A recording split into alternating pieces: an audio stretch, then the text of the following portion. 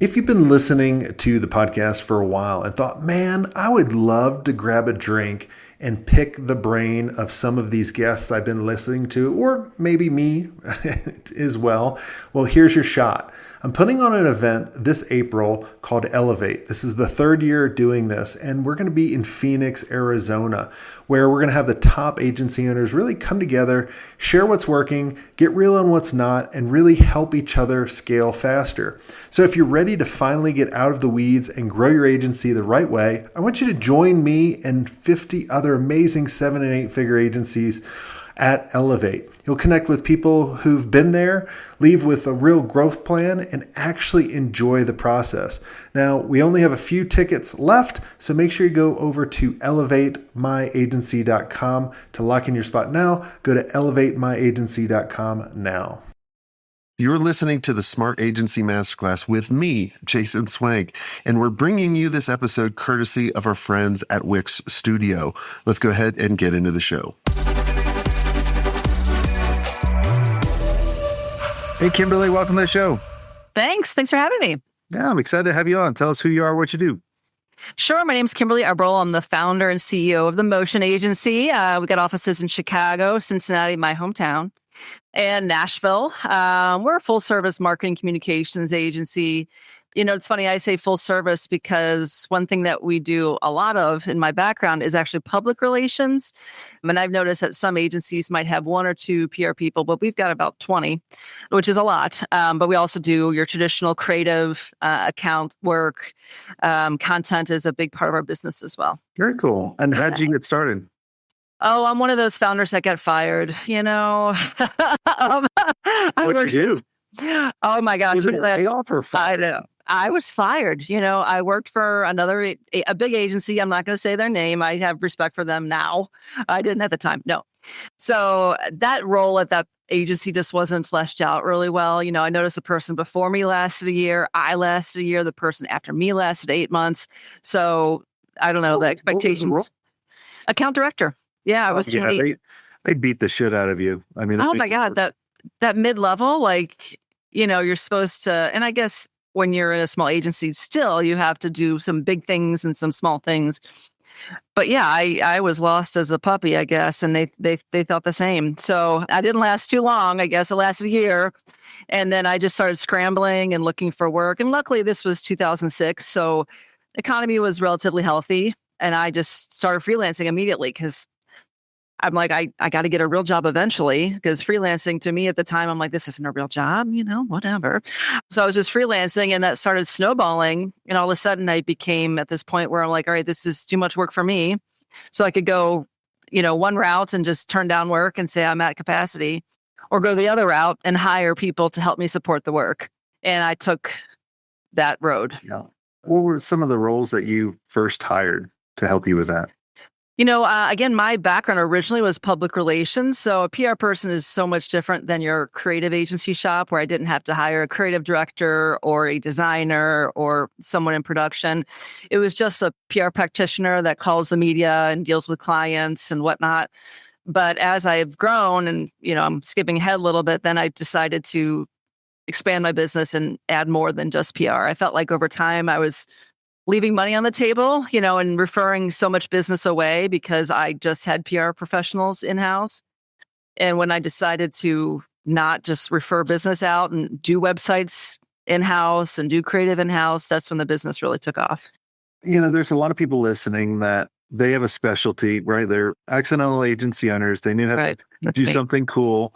They started designing, you know, websites or doing social media or paid ads or whatever it is. But they are at a crossroads, kind of like you were, trying to figure out, dude, I'm leaving a lot of money on the table. Right. What was a mistake that you made by adding another service? Do you recall any of them? Well, you know, when I added the service, it was actually by acquisition. Okay. So this was around 2017, the discussion started. It was finalized in 2018. So something that I don't know if I would do again. I was a smaller agency of about 20 people, and I acquired an agency bigger than mine of about twice the size. And so when I think about the mistakes, it was just being very green to acquiring a business that size with specialties that I didn't personally know myself. But I don't, as an owner, as you don't have to do the work necessarily. You just have to make sure that the work is high quality and being done, and the clients, so you don't, at least for me, maybe other owners are different. I'm sure they are. I'm not in the weeds as much. So it was just kind of a mistake. I guess a mistake might have been buying an agency bigger than mine, but just learning new things that I wasn't familiar with. What Yeah. was the difficult? Because I don't think it's a mistake to buy an agency bigger than you. Okay. Good. Um, Thank you. right? I mean, I think that's because whether you're buying a smaller agency or a bigger agency, that's the same amount of work that It goes is. into it. It is. Yeah. Yeah. Right? Like a lot of people think, oh, I'm going to buy an agency that's just doing 500,000 in revenue, maybe 100,000 in EBITDA, right? Like that's an easy one. Yep. And yeah, on paper it looks easy, but you still have to have lawyers, accountants. You still got to make sure that Integration is smooth. Yeah. it's kind of like hunting, right? Like, yeah, the easy part's taking the shot. The hard part's getting it off the mountain and cleaning it and all that kind of stuff. Yeah. Yeah. Good analogy. Yeah. No, I've actually done 5 acquisitions in my day, believe it or not. And I've experienced all those different nuances. And I agree. Even there was one agency that I acquired. It was an agency. It was just one person as an owner with a bunch of freelancers. And even that had some nuances of integrating that person into the business. And then there was the agency bigger than mine. And then all the ones in between. I feel like I had one deal that financially was terrible, but culturally and client fit was amazing. A lot of the staff is still with me. Clients are still with me. That's wonderful. And then I had an acquisition where it was financially great, extremely profitable. Culture was terrible. Mm. No one stuck with me. I have one client left from it. And, I should have seen the red flags in kind of the courting stage of the culture, and maybe I was overlooking those red flags and just thinking, oh, this will work out. And maybe they're just being a certain way because they want to put on their best, whatever. But you just can't overlook culture in an acquisition. It's one of those soft things that, maybe some people are like, well, look at the book of business, look at what I'm going to add. But if you don't operate the same way, oh, that was Yeah, terrible. I mean, the clients, everything goes off the tracks. Oh, yeah. I still, even to this day, people, I'm lucky to have pretty good employee retention. So people that went through that are like, don't ever do that again. Don't ever, if we do another acquisition, we have to, and I don't know, Jason, maybe how you can really gut check culture when you're talking to a company you're either going to merge with or acquire. I don't know. How do you think that agencies should do that? I think you got to hang out with the owners for a while Yeah. and really figure out, you just can't ask someone about their culture, right? You have Right. to experience it. Right. One of the things that, because I've gone through that as well. Yeah. Right? Yeah. Like, and even now, I mean, you probably go through that with clients too, if the culture is not right. Yep. I know we do that with our members. Like, and it's not like we're going to say, all right, are you resourceful? Like that's one of our number one attributes, right? Right. Well, when we hire someone or whatever it is, you just can't ask them. You just got to figure that out. When we started doing the digital agency experience at my house for the first time, I told Darby, I said, I don't want anybody in that doesn't believe in what we believe in. If you will not have them at your house for 2 days or even dinner, if they don't pass that test, they don't come. That's good advice. Yeah. Right. And so if you can go out to dinner with them, spend the day a bunch of times. And if you're like, man, you don't want it to end. All right. Now we got something. Now we're on to something. And Yeah. if you're like, God, I am pulling fucking teeth. Right. We're trying Or I'm exhausted. I just need to. Idiot. Yeah. Yeah. I heard once the advice to go on a road trip with the other owner that you want to do business with. Yeah. And then you can learn, because you're stuck in a car for, let's say, 4-hour road trip. You learn what kind of snacks they get on the road. You can analyze that if you want. Or, if they get aggravated in road rage, okay, if they're mad with this, what is that going to be like when we're, in some rough waters with work? I don't know. Yeah. What snacks would be your red flag? Oh, great question. Because I'm a sweet person. I guess if there's too much caffeine, I would I would wonder what's going on there, like if there's too many Red Bulls, too much coffee, if it's just that, I think would be a red flag. But, I'm not, hey, I have a little caffeine throughout the day, but if it's too much, I'd be like, okay, what's up here? Yeah. Yeah. My go-to snack is Cheez-Its when I go in the gas Those are station. good. Those are quality. Or Pringles, which are probably not even chips. They're probably the worst thing for you. I know it's all sodium. It's all sodium. Yeah. You feel like total shit afterwards. Oh my gosh. Well, I was just this year, I was talking with someone to acquire their business. It didn't go through, but it was myself and the owner and their second in command. And we sat down for dinner here in Chicago. And the second in command ate all the bread on the table, all of it. Share it. Didn't share it. Yeah. When you sit down and there's bread, Yeah. didn't share it, ate all the bread. I thought that was a red flag. Yeah. Or if they eat before everyone has their meal, that's a red Yes. flag for me. Totally, 100%. Or if they're late. Yes, I get this from my dad. It's like if you're not Early. early, you're late. Yep. Yeah. Amen. I am the same way. Like it drives me crazy. Like especially with all the technology we have now, or at least send a text. I'm running 5 minutes late. Yes. Idiot crashed in front of me. All right, cool. Like I'm good. I was just going to say that technology too, when things went so much into a virtual conversation, it's one thing if you have to go down the hallway and grab your books and whatever that, to get to a meeting. But if all you have to do is click a link, the meeting starts at 1:00. This is on you. It drives me crazy too. Yeah. I always click the link early. So I'm sitting in the waiting room. Waiting. Yeah. Yeah. Amen. I'm with you. So did that deal not go through because he ate all the bread? No. What was your everything? Like, what were some of the things that why the deal didn't go through? The deal didn't go through. Honestly, it was financial. They wanted twice as much as I was willing to pay. And I have to say, I've done 5 acquisitions, and this is the first company I've talked to that the deal didn't happen. So I want to dig in that a little bit more because everyone thinks they're worth more than they really are. I know. I get it. When and if I come to that place, I would, this is your baby. You just don't understand how cool I am. Look at my shirt. My God. Yeah. I get it. How do you do your valuation? Yeah. Of my 5 deals, they've all been structured differently. I'll say this last one, there were some key principles and they weren't going to be working on the business much more. So we took out their salaries. We took out some costs that weren't going to be reoccurring, right? And then we assigned a value to it because just to do an EBITDA based on historical figures, I thought actually wouldn't do them any good because there was going to be some costs removed from that business. So that's one thing. And then with this particular deal and with others, I more look in the future. Then I do look historical trends, of course, if the business took a big nosedive or if you just had one great year and the other years were not wonderful.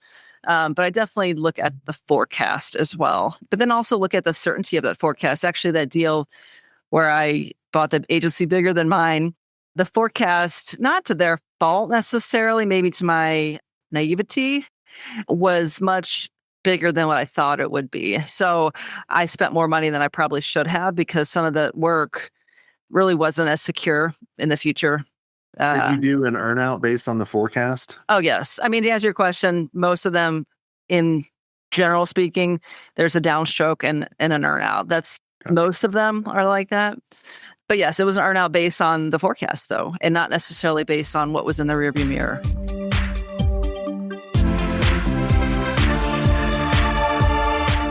Look, your agency adapts for every client, right? Your builder should do the same. That's why Wix Studio is built for the way you actually create. AI-powered site mapping lets you get straight down to the design. Whether you shape things in Figma or start in Studio, your vision's coming to life quicker with no-code animations and built-in responsiveness. And for client growth that actually scale, you've got extendable business solutions and a dynamic CMS. Scale your agency at wixstudio.com.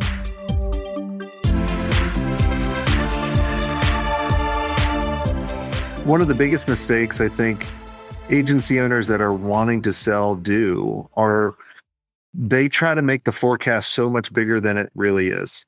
Right. And I think it hurts them because now I'm like, you can make the forecast as big as you want. Like if you say you're going to double or triple, fantastic. But I'm going to structure an earnout based on that. Exactly. Right. And you're not going to get a big down payment because that's going to really not be favorable for me because I could be throwing away some money. But yeah, if you're saying that you're going to get $1 million from a client and guess what? It becomes 500,000, then you suffer as much as I do, you know? Yeah. Exactly. Are you also looking at the net profit as well?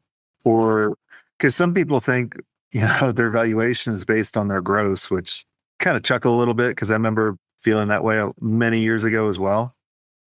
Right. And that's what this agency that I walked away from this year did, right? Their agency was, and I'm not naming their name, so I guess it doesn't matter. But let's say it was, I'm not giving the exact numbers, it was $2 million. They thought they need $4 million as an earnout with a lot of it up front. And it wasn't looking at their profit. And again, I did look at their profit.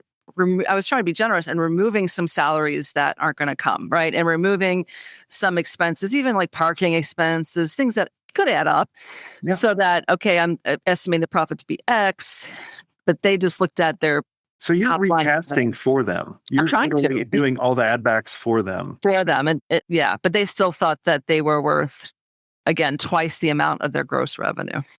Do you feel the valuation number on EBITDA, if it's under $1 million, is less than if it's over $1 million in EBITDA? It could be. I don't know. What do you think? It could be. It's just kind of the rule of thumb a lot of people put on it, right? Like when we were buying agencies, we felt if you're under $1 million in EBITDA, you really haven't gone through the paces yet. I know. Right? Like, and we felt like you're 1 to 2x your EBITDA, but if you could get over the million in EBITDA and you could have a specialty, you're anywhere from 4 to we've gotten people 8x. Yeah. Yeah. Most of the time it's around 5. Right.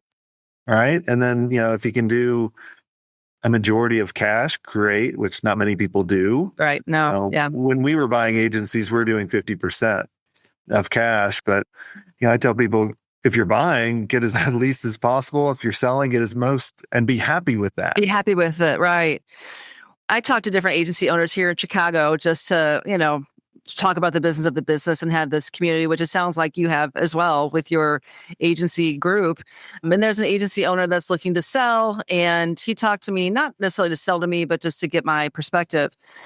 And the conversation didn't go far because he's around $1 million, less than $1 million-ish, but he does cash-based accounting. Yep. And you'd be like, I'll give you this, but at closing, all the God.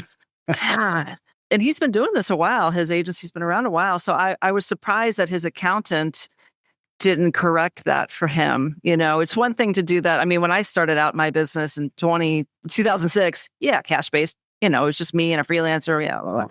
But when you get bigger and you have staff and whatnot, even at $1 million or less, you have to, and you're trying to sell an agency that's buying you. That's a lot of weeds to work through. When do you think an agency should go to the accrual basis? At least at 500,000, don't you think? I mean, it depends on their goals too. Yeah, right? True. Some people I talk to, they never want to sell, but I'm like, don't say that because just leave the option open. Like build something that can sell, right? Right. Yeah. Some people want to, have a lifestyle business and they want to stay around the sides. I'm like, cool.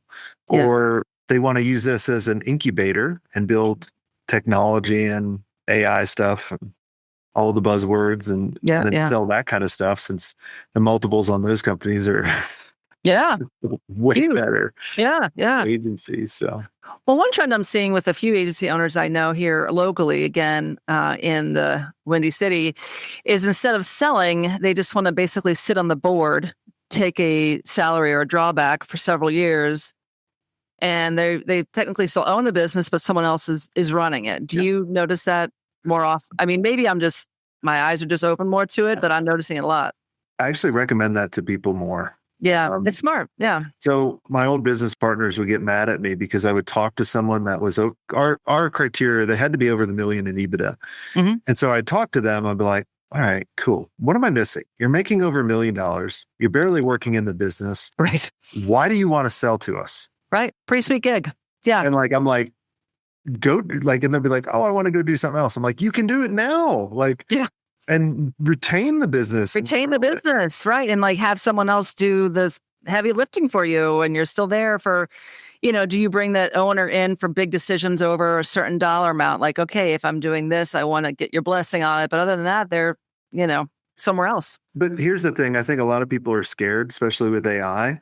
Is changing all the time. Right. And it's changing really fast now. And people are like, are there going to be agencies in the future? And I kind of chuckle when they say that. I'm like, did you really just ask me that? Like, yeah, I think there'll be agencies in the future for sure. I mean, we treat AI like an intern, like it's a great thing to have. It's a great tool, but we still have to work with it. We still have to modify it. We still have to prove it. We still have to customize it. It's a great brainstorming tool. I don't want to be behind the eight ball. I don't think we are, but it doesn't replace that human creativity. And especially from a client relationship standpoint, a robot can't cement those client relationships either. I don't know. I think it's helping our industry. I'm embracing it. I don't think it's going to replace our industry. I think it will replace certain things and certain agencies, right? Like, and it depends on who you're going after. I feel if agencies are going after people like me that are technology advanced, small company, like I don't need an agency. I can have an AI agent, all this kind of stuff. Right. And I want to talk to a bunch of people. Yeah. So I think with me, if you're going after, and I'm not a coach, but let's just put a label on me as a coach, then I think that industry is going to struggle. Right. If you're going after plumbers or service-based businesses, all these different kinds of businesses, they just want to do their own lane. They don't want to know how all this other stuff works. Right. They don't want to know how it works, but they want someone else to manage it. Yeah. And you're good, right? Like it's the same thing I heard when I started in 99 and everyone saw the .com crash. Yeah. Right? No. I'm like, but it's marketing. That at the end of the day, it's marketing. It doesn't matter what kind of marketing it is. Because you remember, I mean, you started in 2006, is that right? Yeah. But and I worked at other agencies before then. So so you remember the cycles. I'm an agency, but then when digital came out, I'm a traditional agency. Right. And when digital got more, it was interactive, right? It was interactive, then digital. Now it's just agency again. 100%. We struggle with, for a while we categorized our services and one category was digital. And we're like, well, everything is digital almost. I mean, you could have a few exceptions, but so what is digital? When you do advertising, there's still digital ads. There's, so what is digital anymore when it's so omnipresent? It's just the gurus naming the things kind of like the GEO or SEO, whatever you want to CIO, whatever. Yeah. It doesn't matter what you name it. It's at the end of the day, it's marketing. Exactly. Well, 100%. Yeah. Well, Kimberly, this has been a lot of fun. Is there anything I didn't ask you that you think would benefit the listeners listening in? One thing that I'd like to hang my hat on, but I still get puzzled on is based on what I know, Motion's the largest woman-owned agency in Chicago. And we are only about 70 people. And again, I'm proud of being a woman-owned agency and all that jazz. But why is it that I'm the biggest? And I'm not asking for compliments from anyone. Like, why isn't there more female agencies in Chicago or elsewhere? I know there's some bigger than me. I'm not claiming that stake. But why do some female agencies not rise to greater growth? It doesn't mean success. Success is what you define it, I mean, it's a great question. I know in our community about 30% are women, and I'm really proud of that. Yeah. That is still a significantly lower amount than the rest, right? Than the men. I didn't know. The funny thing I tell everybody is like, I didn't know my wife had an agency for like 2 years because we never talk about work. Okay, cool. And Yeah. so I was like, oh, you have an age? I was like, what's this swank social? I was like, and then I was like, wait, Kimberly. I was like, that's my wife. Oh, yeah. Like, wait a minute. She did this. Yeah. Yeah. And I see the hardships that she goes through. But I don't know that I feel hardships. I don't look at gender necessarily, but I do when I step back and I, analyze, I'm like, wow, why is this the case? And I don't give a shit if you're male, female, what color you are, what size you are, where I look at your person, yourself, your mind, your brains, your kindness, all that jazz. But it does just I do scratch my head sometimes, and I know a lot of female agency owners that are wonderful, but for whatever reason, they've only reached a certain scale. the ones that I felt that have kind of hit the ceilings, Yeah. they've had kind of the motherly for their team. Okay. Right. I've seen that where they'll try to hold on to anybody that is started with them. Like, we're family. I can't get rid of them. And they Yeah. have a really hard time when someone's kind of just doing the wrong thing. Yeah. No. Yeah. I don't know if that's it. I know men too that are, they treat it as their baby, Yeah. and their whole personality is associated to the agency or being an agency owner. Exactly. So I think we all struggle with everything. Oh, 100%. No, I see myself in both of those examples you gave. Sometimes I'm loyal to a fault and I'm like, well, I don't know why I hold on to this person, but I'll work through it. And I'm actually trying to get other hobbies because I do feel like sometimes I associate myself so much with my job and I don't want to work forever. So I'm not going to take your podcast, Jason. What else am I going to do here? Yeah. So I think about that a lot. Yeah. Well, going back to the team part, I look at it as, now someone explained it to me, and I wish they explained it to me at my agency because we could have been even bigger. Yeah. You got to kind of look at it as like an all-star team. Every year it changes. That's a good point. I like that. Right. And sometimes people are demoted. Some people are promoted. Some people are transferred to somewhere else where they'll actually thrive and probably do better. I know the people that I've fired have done better.